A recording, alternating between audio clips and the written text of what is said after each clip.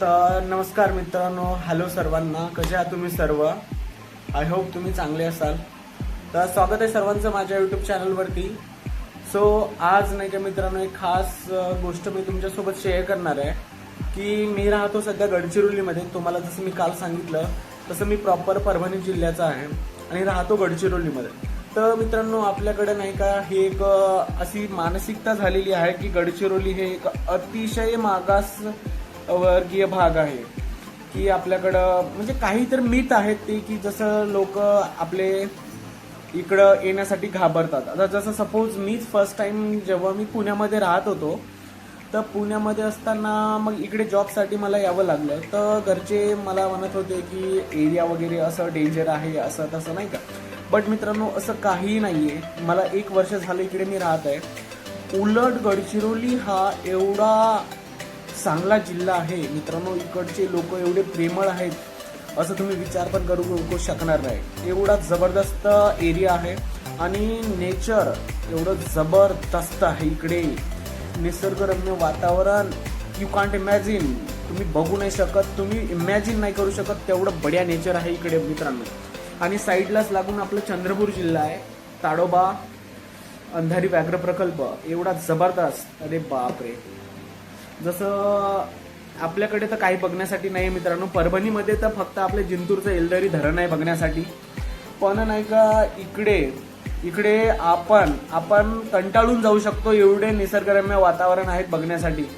जसं की सपोज घोडाझरी तलाव आहे, मार्कंडा देवस्थान आहे इकडे, अजून ते मुतनूर आहे, अजून भरपूर सारे आहे ठिकाण जे मला माहिती नाहीये. पण इकडचे जे लोक आहेत ते, त्यांचा स्वभाव तर एवढं प्रेमळ आहे. त्यांची बोलीभाषा झाडीपट्टी बोलीभाषा असते. एवढं चांगले बोलतात ते, ऐकायला ते एवढं गोड वाटतात ते शब्द कानावर, की आता तुम्ही तर ऐकलं नसेल. जसे आता मी फॉर एक्झाम्पल मी इकडे राहते म्हणून मला माहिती आहे. सपोज एखादा फॉर एक्झाम्पल सांगतो तुम्हाला, की जसं आता आपण मराठवाड्याच्या इकडे आलो तर त्यांना आपली मराठी भाषा खूप छान वाटते. आणि जर हे लोक आपल्याकडे आले तर यांना आपली शुद्ध मराठी आहे. ते म्हणतात आम्ही गावंढळ बोलतो आणि तुमची मराठी जी आहे ते पुण्याकडची म्हणा, तुमची म्हणा, ती शुद्ध आहे. तर खरंच आहे, आपण थोडं शुद्धच बोलतो म्हणा त्यांच्या हिशोबाने. आणि त्यांची जी बोलीभाषा आहे ती झाडीपट्टी बोलीभाषा आहे. त्याच्यामध्ये खूप मतलब इंटरेस्टिंग वाटते त्यांची लँग्वेज थोडं ऐकण्यासाठी. मी स्पेशल गडचिरोलीसाठी बनवलेला आहे की गडचिरोली जिल्हा हा एवढा बेस्ट आहे. माझं तर पर्सनल ओपिनियन आहे फॉर यू ऑल ऑफ.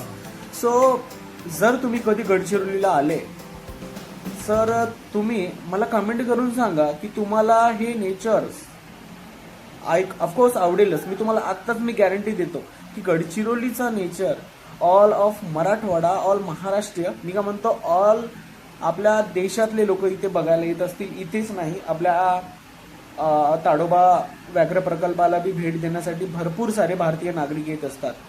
तर इथे भरपूर सारं असं काही बघण्यासारखं, आणि स्पेशली करून इकडे हे जे निसर्गरम्य वातावरण आहे ते मला भरपूर आवडलं. सो मित्रांनो, आजच्या व्हिडिओमध्ये एवढीच इन्फॉर्मेशन. भेटू नेक्स्ट व्हिडिओमध्ये. तोपर्यंत टाटा, बाय बाय.